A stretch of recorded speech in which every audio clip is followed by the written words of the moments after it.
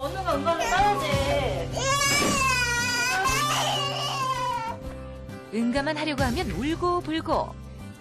고통스런 날들을 보냈던 7살 건우. 참아보려 하지만 뜻대로 안 되는 배변 문제. 건우는 다른 아이들보다 어떤 예민성이 좀 높은 편인 것 같아요. 엄마 앞에 계셔서 좀 마음 아픈데 건우는 좀 심한 편이에요. 충격적인 결과에 건우가 걱정인 엄마. 그래서 준비한 응가의 한판승에서 승리하기 위한 4가지 맞춤 처방. 울지 말고.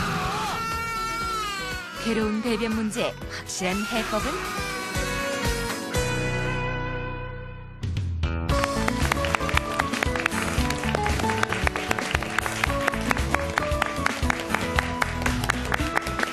안녕하세요. 화요일 아침 부모 주승현입니다. 지난주에 저희 이 시간에요. 응가와의 한판승을 아주 힘겹게 치르고 있는 4살 건우의 사연을 함께 만나봤는데요. 오늘은 이렇게 배변 문제뿐만이 아니라 소변을 못 가려서 고민인 아이들과의 관련된 사연도 준비를 하고 있습니다. 많이 기대해 주시기 바라겠고요. 아이들 대소변 못 가릴 때 가장 고생하는 게 사실은 엄마잖아요. 엄마의 마음을 헤아려드리고 더더군다나 여러분들을 위한 해결책도 저희가 제시해드리도록 하겠습니다. 오늘 화요일의 엄마 이혜은 씨 함께합니다. 어서 오세요. 안녕하세요. 현수 엄마 이혜은입니다. 반갑습니다. 네, 오늘도 여러분께 특단의 대책을 내어드릴 두 분의 전문가 선생님을 모셨는데요. 먼저 세브란스 어린이병원 아동심리 전문가이신 엄소영 선생님 모셨습니다. 선생님 어서 오세요. 안녕하세요. 네, 그리고 세브란스 어린이병원 소아비뇨기과의 이혜영 교수님 반갑습니다. 네, 그리고 오늘 스튜디오에는요, 아이와의 배변, 배뇨 문제로 속이 아주 새까맣게 타신다는 우리 10인의 엄마라도 나오셨어요. 반갑습니다. 그래요. 저희가 지난주에 이 배변 문제 얘기를 하면서 어떻게 보면 부모의 양육 태도나 환경적인 요인이 좀 영향이 크다 이렇게 말씀을 드렸었는데 이 배뇨 문제도 마찬가지가 아닐까 싶은데 어떤가요, 선생님? 그렇죠. 이제 배뇨 문제도 아무래도 훈련이다 보니까 엄마랑 아이의 관계에서 일어나는 일이고 엄마의 어떤 태도라든지 강압적이거나 너무 완벽주의적이거나 아니면 일관적이지 못한 이런 태도들이 많이 영향을 줄 수 있고요.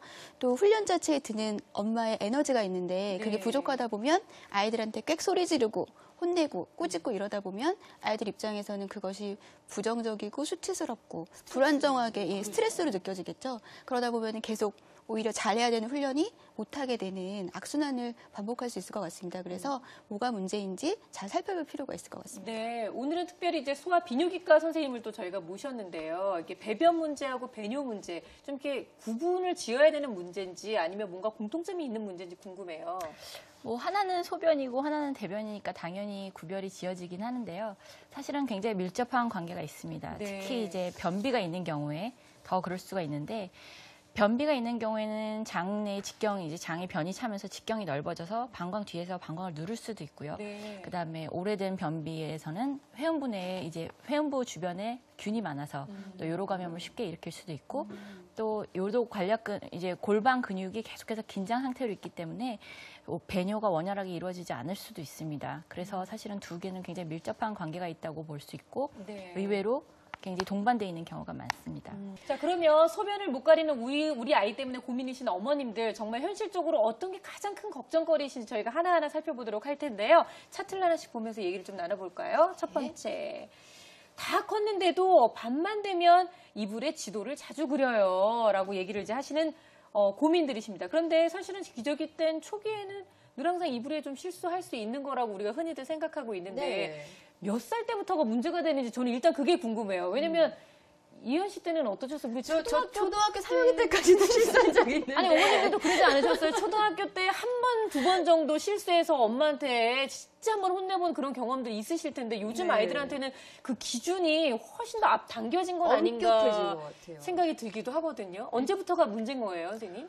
보통 우리가 요즘 적극적인 치료를 시작하는 것은 만으로 5, 6세 내지는 6, 7세 정도입니다. 만으로 되는 나이인데요. 네. 그러니까 밤에 이불에 지도를 그린다라고 하면 밤에 소변을 싸는 걸 갖다 야뇨증이라고 그러죠. 그러니까 이 원인을 우리가 크게 3가지로 얘기를 하는데 밤에 소변량이 많은 야간 단뇨, 그다음에 밤 동안에 방광에 이제 활동이 많아져. 방광이 과도하게 수축을 많이 하는 과활동성. 이건 낮 증상도 동반이 될 수가 있고요. 네. 그리고서는 밤에 이제 각성이 잘 안 되는 잠드는 상태에서 잘 깨지 못하는 그렇게 3가지 원인이 있다고 얘기를 해요.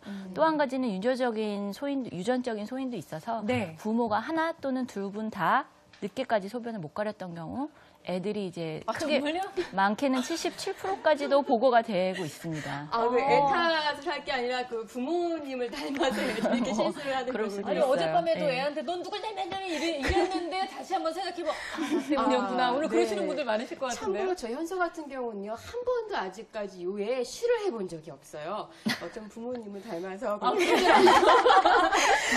자랑을 좀 하시네요. 아, 그래서 선생님 궁금한 게, 멀쩡히 잘 가리던 아이들도요, 낮에 뭐 충격을 받았다거나 환경이 변한다거나 그러면 실수를 하는 경우도 종종 있거든요. 그럼 이런 경우는 뭐 심리적인 그런 영향도 좀 있을 수 있는 것일까요? 그렇죠. 이제 지난주 배변 문제랑 비슷하게 네. 아이들 입장에서도 분명히 뭐 여러 가지 감정을 느끼기 때문에 훈련 자체가 잘못됐을 수도 있지만 어떤 상실감 아니면은 좀 엄마랑 떨어져 있다는 어떤 분리, 불안감 이런 게 있을 수도 있고 네. 그러다 보면 아이들 입장에서 그게 스트레스가 돼서 그것이 이제 보통 하던 일도 잘 못하게 오줌을 지리게 되는 영향